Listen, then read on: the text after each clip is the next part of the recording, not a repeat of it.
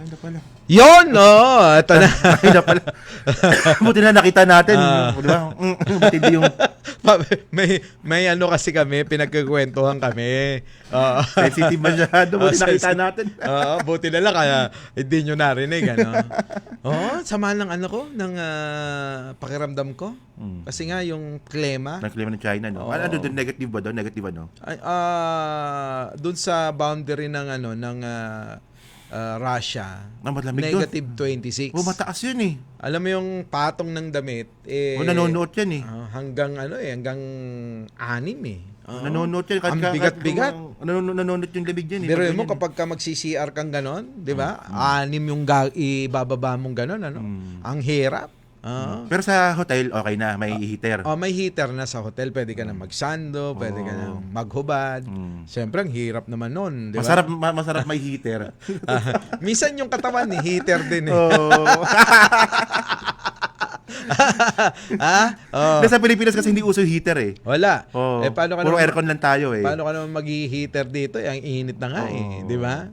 Ako kahit paano nakaranas ako ng heater. Pero alam mo, hindi rin eh. Okay lang yung maranasan mo yung ganon. Yung umuulan ng yelo. Tapos malamig yung lahat. Pero kung hindi ka sanay, mahirap din. Yung iniisip ko lang na na magtatagal doon ng mga ilang araw pa. Ayoko na eh. Kasi ang kwento rin ng mga tao sa mga ganyang sobrang lalamig na lugar, lumalayas din sila. Lumalayo, umaalis. Bumababa siguro sa hindi masyadong malamig. Sa ibang mga... Kasi sa bandang Guangzhou, hindi masyadong malamig ata siguro doon, no? Malamig din siya, pero hindi katulad nung sa taas. Kaya yun, pag may time talaga, no? Kapag may time pagkakataon na mag-travel, no? Talagang dapat mag-travel talaga. Oo naman. Para kasi hindi lang yan sa enjoyment eh. Marami tayong matututunan dyan eh. Ang dami kasama ko yung mga abogado nating mga kaibigan. Enjoy na enjoy sila. Pero sabi nga ni Attorney DJ, ibigay na natin na talagang tanggapin na natin na talagang iba na yung kanilang yung pagkakaunlad ng kanilang bansa. Ibigay na natin yon. Tanggapin natin yon. Sabi nga ni kanina, si Admiral Trinidad. Di ba na ang kalaban natin dito hindi yung Chinese people. Hindi. Ang kalaban natin dito yung ginagawa ng gobyerno nilang CCP. Yun, di ba? Doon tayo. Hindi kailangan maglaban-laban hindi yung naman madaling, hindi naman mahirap intindihin yun, hindi hirap intindihin ng mga DDS talaga yan na ano ba anti-China ba? Hindi ba anti-China eh. Alam mo, kung ang ganito na lang, wag na nating wag na nating idama yung mga iba. Kay Sara na lang. Kung ang pag-uugali lang ay katulad ni Sara Duterte, talagang walang mangyayari. Taliwas yung utak eh. Kaya nga. Diba? Yung bang hindi ko alam kung anong natutunan niya na mabuti, naturo ng magulang niya. Spoiled brat nga kasi. Kaya ganun siya. Spoiled brat. Nakita ba paano magsalita? Doon pa lang eh. Sa pagsasalita pa lang, alam mong spoiled brat eh. Magsasalita ng walang kakwenta-kwenta, wala nang debate. Ganito na, totoo na to. Spoiled brat yung ganung klaseng statement eh. Napanood mo ba yung nagpa-press con siya? Walang sinagot ni isa. Nagpa-press con ka pa. Pero ayaw mo sagutin yung mga tanong ng taong bayan. Meron siyang tagaharang. Ayaw ko sino yun. Pansin ko kapag may press con si Sara, meron siyang tagaharang. At saka may rin na nagko-coach. May nagtuturo kung ano yung sasabihin niya. Bobo nga. Bobo nga. Mamaya tatalakayin ko yan Yung, biruin mo, gusto mo maging presidente pero hindi ka marunong mag-isip. Alam mo kailangan pag presidente ka, matalas ang isip mo eh. Katulad ni Pangulo. Ang talas ng isip sabi niya, eto'y kwento. Insana. Sige. Sabi ni Pangulo, ang tanong, dahil nga itong ating mga magsasaka ay nabaon sa utang, ang tanong niya kay Conrado Estrella, yung ating butihing secretary ng DAR, sabi, Con, ikaw tatanungin ko, kaya pa bang bayaran ng mga magsasaka yung kanilang mga utang? Sa dami, hindi na raw. So paano natin gagawin? Pwede daw ba, sabi ni Pangulo, na wala nang utang ang mga magsasaka para makapag-umpisa at tulungan pa sila. Abay, ginawa kaya nawala yung utang, winave ang lahat ng utang ng mga magsasaka at nag-umpisa, tinulungan pa. Pero may may catch yan kasi nakatanggap ko yung tatay ko ng ngayon, kung ang lupa ninyo nakapangalan sa inyo pero hindi nyo sinasakahan at pinapaupaw nyo at binibenta ninyo, hindi kayo qualified. Talaga? Oo, dapat talaga, kasama din yung promotion ng pagbabalik sa ng mga magsasaka Dapat dito, farmer talaga. Yung kapag binigay sa yung lupa, dapat taniman mo. Hindi mo pinapatanim sa iba. So ngayon, ang swerte ng iba, kasi doon nakaano yung tatay ko Matagal niya nang sinasakahan yung lupa na yan. Tagal na. Binibenta sa kanya yun So, nung pag-apply niya sa DAR, disqualified na yung may-ari nito. Ikaw na may-ari nito. Di ba? Diba? So fair, para sa unfair yun. Kasi, kung yung tao wala nang interesado magsaka, ba't mo bibigyan ng lupa? Di ba? So, yun yung catch nun. Pero, good job dun yung DAR kasi, tsaka si PBBM din. Kasi, ito yung matagal ng problema ng mga magsasaka. Utang sa amilyar to, di ba? Di ba? Utang sa amilyar yan. Kapag utang sa amilyar yan, kukunin ng bangko yan, iilitin. Ibibiding. Kung sino magiging bagong may-ari. So, ganun. So, kawawa naman po talaga yung mga farmer natin kasi hindi naman palaging palaging panalo sa sakahan Actually, sa totoo lang, kadalasan may panalo, may talo sila dyan bibihira maka-jackpot di ba? Depende marami kang i-consider dyan. Una, yung presyo ng produkto mo. Pangalawa, maganda ba yung ani mo? Maganda ba yung panahon? Marami kang kukonsider dyan. Tapos, yung presyo ng mga fertilizer, presyo ng mga pesticide. Tatamaan ka pa ng peste. Yan, matindi yan. Tatamaan ka pa ng baha. Sa palay, daga ang pinakamahirap, no? Daga. Tsaka barang. At tsaka ang kagandahan, ang DAR at siyempre sa direktiba ni Pangulo, nagkaroon ng mga sariling lupa yung mga magsasaka. Di ba? Ito mo, from the start, ayan na yung proyekto ng presidente From the start talaga, Diyan na nila finokus yung kanilang administrasyon sa mga farmers Na ako admitted naman na nung panahon ni Digong napabayaan talaga yung farming. Mga magsasaka. Napabayaan talaga. Hindi lang ako nagsasabi niyan. Pati yung mga supplier ko dati nung sa Iloilo pa ako, supplier ko sa fertilizer at sa mga pesticide. Napabayaan talaga yung Alam mo farming. bakit napabayaan? Hindi siya kikita diyan. Kasi kagagaling lang ng issue diyan ng fertilizer scam. Tapos pa, yung malupit na ginawa ni Digong dito, naniwala siya dun sa sinabi ng kanyang classmate na tama yung restrification law. Isa pa yan, isang malaking dagok sa mga farmer. Yung ba yung nagsabi na kahit may bukbok pwedeng kainin? Si si pangalan nun. Walang Yung ba yun? Oo. Pinyol? Si Pinyol. Hindi, si Pinyol ayaw niya ng Ayaw niya ng restrification law. Ayaw niya yan Sino ba yung nag-advise sa kanya? May nag-advise sa kanya yan, si Digong. Para parang classmate yata sa Ateneo ba? Si Pinyol kaya nag-resign yan, ayaw niya ng restrification law. Kaya siya nag-resign. Pero yung kakain ka ng bukbok, mali pa rin talaga. Mali pa rin, Hindi ako nakakain ako ng bukbok na may bigas. Sa amin yun, kasi tanim namin yun Natanggal lang namin yung ganyan. So, eto na, Walang iya talaga. Pero congrats kay Secretary Conrado Estrella. Nako, good job, sir.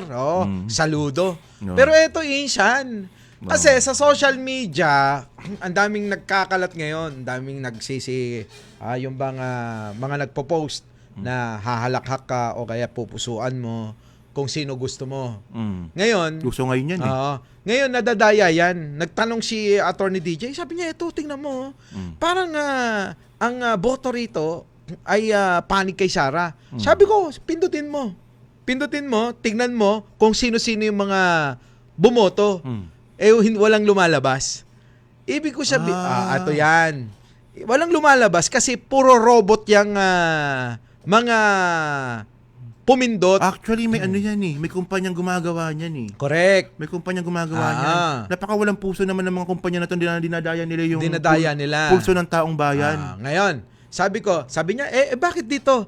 Oo nga, maraming ang papabor doon sa sa halakhak kasi para kay Sara daw 'yon. At dito naman sa like, pipindot ka ng like, bakit dito lumalabas yung mga totoong account? May mga account. Sabi ko, yan ang organic. Kasi may mga tao. Pero kapag wala yung tao, walang naipapakita, robot yan. Tapos sabi niya, punta naman tayo sa comment dito. Pagka naman dyan sa mga comment section, titignan mo rin kasi maraming troll. Kapag kaya, nakalock ang profile, ang mga muka ay halata mong ipinaskill lang. O kaya, yung friends, wala pang 100. Minsan, ang friend niya, 3-6. Yan naman yung mga troll.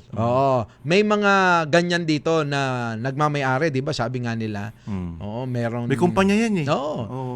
Balita nga dyan, yung may mataba daw na may-ari niyan eh. Yung troll farm. So naiintindihan ngayon ni DJ. So hindi pala talaga totoo yung... hindi totoo yan. Tingnan mo, pumindot ka dyan ng isa. Tingnan mo yung comment niya. Sa lahat ng mga pages na ang nakikita nila post para kay presidente o sa gobyerno, nandiyan dyan sila nagkukumpulan. Di ba? Yun. So ngayon, ang nangyayari, aabangan ka na nila. Di ba may mga ganyan? Nag-aabang. Basta ang banat na lang nilang ganun. Ang pangad dyan sa troll farm kasi na yan, meron silang kuyog para i-report yung Facebook page mo. Di ba? So, teka lang, meron tayong may, yan? Ano yan? Good na ba yan? Hindi pa raw. Hindi pa. Hindi pa. Mamaya, meron tayong isisingit na balita, mga kababayan ko, na ikakatuwa na naman ng lahat sa pamamagitan ng pagtatrabaho ng Pangulo. At tingnan mo yung eto. Puntahan naman natin. Eto, matutuwa ka rito. Yung sinasabi mo kanina na meron silang... yung Tay Kami Naman. Tay Kami Naman. Kung totoong sila'y napakarami talaga. Dahil kailangan pumirma. Ang tanong ko sa iyo, kailan pa nag-umpisa? Nung nakaraang taon pa yan, inumpisahan. Bakit hanggang ngayon, ilan? Ilan na pumirma? 15,000 pa lang daw pumipirma. Kita mo? Ang target data nila dito, 500,000. Yan. Pero ngayon, 15,000 pa lang. Bakit? Hindi ka ba nagtataka? Baka walang pondo. Hindi. Hindi ba? Kasi talagang walang Wala talaga. Wala talaga. Ngayon nasaan ang dami nyo sa social media? Kasi sa social media, robot kayo, mga troll kayo, yan kayo. Nakakatawa kasi dito. Para saan ba yung Tay Kami Naman signatories? Eto na. Meron na tayong report. Pangulong Ferdinand Marcos Jr. Makikiisa sa ika-85 anibersaryo ng Philippine Airlines. Nako, di ba yan nabanggit mo kanina? Unang A350 -1000 sa Southeast Asia. Grabe naman. Bida talaga. Biruin mo kauna-unahan ito. May magre-report ata. Eto na. Ang ating re-report ay si EJ Lazaro. Pasok! Mula sa Presidential Communications Office at Radyo Pilipinas Nationwide, ito ang Presidential Live Event. Yes, Mike and Tyro, inaasahan niyang makikisa si Pangulong Ferdinand R. Marcos Jr. dito sa pagdiriwang ng ika-85 anibersaryo ng Philippine Airlines ngayong araw dito sa may Villamor Air Base sa Pasay City, kung saan nga bibida itong kauna-unahang Airbus A350-1000 sa Southeast Asia. Itong A350-1000, ito yung pinakamalaki at pinaka-advanced na aeroplano sa fleet ng PAL ngayon na idinisenyo para sa long-haul international flight. Mas matipid ito sa fuel, mas mababa yung carbon emission, at mas tahimik na makina kumpara sa mga lumang wide-body aircraft. Ipinagmamalaki rin ng PAL na mas komportable ang biyahe dahil sa mas maayos na cabin pressure at mas modernong cabin design. Ang pagdaragdag ng bagong eroplano ay bahagi ng modernization program ng airline upang palakasin ang global productivity ng Pilipinas. Ito ay inaasahang babiyahe sa iba't ibang destinasyon, partikular dyan sa Amerika. Itinatag noong 1941 itong PAL ang pinakamatandang commercial airline sa Asia na patuloy na nag-ooperate at kilala sa bansag na Asia's first airline. At anumang oras ngayon na inaantay natin itong si Pangulong Ferdinand R. Marcos Jr. na magbibigay ng kanyang mensahe dito sa anibersaryo ng PAL upang magbigay ng kanyang mensahe at siguro ipakita rin mamaya itong A350-1000. Ito yung una sa siyam na aeroplano na A350-1000 na in-order ng PAL mula sa Airbus. Kaya itututukan mamaya at magbibigay pa tayo ng ibang update ukol dito sa anibersaryo ng Philippine Airlines at sa pagdating ng ating Pangulong Ferdinand R. Marcos Jr. At yan muna ang mga pinakahuling pangyayari dito sa Villamor Air Base sa Pasay City para sa Bagong Pilipinas, DJ Lazaro, Radyo Pilipinas, Radyo Publiko. Mula sa Presidential Communications Office at Radyo Pilipinas Nationwide, ito ang Presidential Live Event. Presidential Live Event. Yun, no. Maraming salamat kay EJ Lazaro. May tatanong sana ako, no? Sana makuhanan yung loob Yung ng aeroplano mismo. eroplano, no? Oy! Siguro. Eto na naman yan. Walang no? ginagawa yung presidente. Wala, Bangag-bangag lang yan. Walang ginagawa yan. Alam mo, sa totoo lang, itong mga DDS, bulag talaga eh, no? Oo. Kita nyo, napakarami na ginawa ang Pangulo, hindi nyo pa rin makita. Lahat kauna-unahan eh. Pero tanong mo, no? Kasi, kasi sabi mo nga naman, di ba? Mga troll farm yung mga nagko-comment, tsaka yung mga nagla-like. Tapos, pero kasi ang pang-counter kasi dyan yung mga survey naman. Nasasabi naman natin na hindi naman totoo. Pero, ewan ko lang, kasi ako pakiramdam ko kasi na medyo underwhelming talaga yung pagtanggap ng mga tao sa ginagawa ni PBBM. So, bilang vlogger ba, nakaramdam ko na parang nakulang ata ako. May ganun ka bang feeling? Wala akong feeling na gano'n. Wala akong feeling na gano'n. Alam mo kasi, ang nasa isip ko, tingin ko ang sinasurvey nila baka yung mga robot din eh. At saka yung ganun, di ba? Tsaka yung mga troll talaga din kasi yung sa atin kasi nagsimula tayo suportahan ni Presidente 2022 pagkatapos ng eleksyon. So ang gulo natin noon sa simula, di ba? Sobrang gulo natin noon. Ang kalaban pala natin 7 years beyond on us. Na troll farm ni Digong. Oo. From 2015 pa lang pala nag-establish na pala siya ng troll farm. Oo. No, so hindi tayo masyadong na-establish noong 2022 noon kasi nga iba yung naghati-hati pa tayo Oo. Diba? Kasi, alam mo, dyan na lang talaga sila mananalo Napag-aralan nila kung paano yung gamitin. Samantalang yung mga panahon nung mga hindi pa alam yan, ngayon lang namumulat. Kaya nga, yan for example nga, di ba? Nagkaroon tayo ng ilang PCO secretary. Isa yun medyo bad shot sa government yun kasi paano mo naman lalabanan talaga yung troll farm na 7 years beyond on us? Kung pati PCO secretary paiba-iba. May nagtanong nga sa akin. May nagtanong na abogado, bakit hindi gawin ng gobyerno rin yung ginagawa ng mga troll ni Duterte? Hindi ako pabor doon. Alam mo, ang sagot ko, ang Pangulo ayaw ng ganyan. Gusto niya organic lahat. Mas dapat gawin ng gobyerno, wag niya labanan sa ganon. Oo. Hulihin nila. Yun. Mas yun. Tama ka doon. Dapat hulihin ng gobyerno kung sino gumagawa niyan. Yung mga kumpanya na nagtatanggap ng ganyang klaseng trabaho kasi hindi yan magagawa ng keyboard warrior lang. May kumpanya sa likod niyan. At kailangan ng presensya ng DICT dito. DICT tsaka NBI. NBI. And cybercrime. Sama na rin natin yung pinamumunuan ng kaibigan natin, CICC, para sugpuin at hadlangan itong mga laganap na cancer na nga sa social media yan Oo nga. Di ba? Baka naman merong mga pamamaraan. Nakamot-kamot si attorney nito. Nadagdagan yung trabaho. Dami ko ng grave threat dito. Di ba? Baka naman may pamamaraan para sugpuin yan. Kasi talagang ang taong bayan, may mga ilan pa rin na mga naniniwala sa mga maling impormasyon na pinapakalat ng grupo ni Duterte. For example, di ba pinakakalat nila na 1 million daw sila. Million na taga-suporta ni Digong. 32 million daw. Bakit yung pumirma 15,000 pa lang hanggang ngayon? Yun na nga. Alam mo ginagawa ng mga vlogger nila ngayon? May pipirma. O kuya, iyak ka dyan Ipaliwanag mo kung ba't ka pumirma. Syempre, mga tanga-tanga. Propaganda yan, ang tawag dyan. So, yung pirma-pirma na yan ay ginagawa nila na propaganda. Kita mo, ang tanong ko nga sa iyo last year pa yan nag-umpisa. 'Di ba? Pero ang tanong nga dito, kung itong pirma na to ay para sa ICC, hindi yan makakatulong. Kasi isa sa mga nakalagay sa desisyon ng ICC. Kaya namin di palalayan yan si Digong kasi marami siyang supporter. Ngayon, pag nagbigay ka na isang pirma na merong 500,000 pesos, di pinatunayan mo rin sinabi ng ICC na marami siyang supporter. Kaya nga. Hindi ka nag-iisip. Grabe minsan nga, natalakay ko, minsan parang gusto rin ng mga anak ni Duterte na manatili na lang talaga siya sa kulungan eh. Ha? 'Di ba? Parang nagkaroon sila ng kalayaan na makapagdesisyon para sa sarili Alam mo nila. yung nakakatakot diyan. Kasi alam naman natin na si Digong malapit na yan eh, 80 years old. Sa totoo malapit na. Isang kembot na lang kamo. Kapag diyan tumiming yan ng eleksyon, kinuha ni Santa Claus.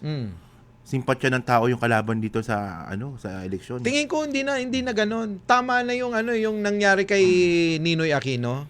Alam mo, natuto Sana na nga hindi ganun. Hindi na. Ang mga Pilipino ngayon ay matatalino na. Hindi na doon sa simpatya. Hindi na yun. Tingnan nyo, natuto na sila. Nung si Ninoy naging Cory. Nung si Cory naging Pinoy. Tapos na yan. Si Lenny Robredo, si Jesse naging Vice President. So, yung mga ganon, natuto na. Ako sa akin merong matira pero konti na lang yan. Pero kung susumahin mo, natuto na ang Pilipino, totoo na. Hindi na yan tulad dati. Siyempre, tayong mga vlogger, kailangan natin ipaliwanag kung sakali man na mangyari yon na proseso yan, ba't siya nandun? Kung ba't nandun si Digong? Kaso, talagang inabot lang talaga ng kanyang tignan mo yung naratibo nila. Pinakidnap daw ni Pangulong Bongbong. Hindi nakatulong yun. Di ba? Hindi nakatulong sa ICC yun. Yun na nga Mga ingot nga yan eh. Ang jurisdiction ng kaso ni Digong nasa ICC na. So sundin nyo yung korte ng ICC. Kahit po si Sara maging presidente dyan, hindi niya po mapapalaya si Digong. Kahit pa mag-flight yan, papuntang dahig ng hubot-hubad, hindi papalayain yan eh. Di ba? Hindi papalayain yan. Ewan ko, bakit mahina yung kukote talaga ng mga leaders na to, no? Pinapaliwanag nila at pinapakalat nila na kapag ka daw napalitan si Pangulong Bongbong Marcos, makakalaya na si Digong. Sabing ganon. Di ba meron pang nagsabi na hindi ako uuwi hanggat hindi ko kasama si President Duterte. May gumaganon pa. Di ba yung si Roque? Di ba? Ngayon ewan ko, sabi naman ni John Vic nung nakaraan, oras na lang daw ang bibilangin at mapapauwi na. Hanggang ngayon, hindi pa rin naman na... Hindi pa rin na... Gusto maging presidente talaga ni John Vic. Bida eh. Bida ang saya. Ganon.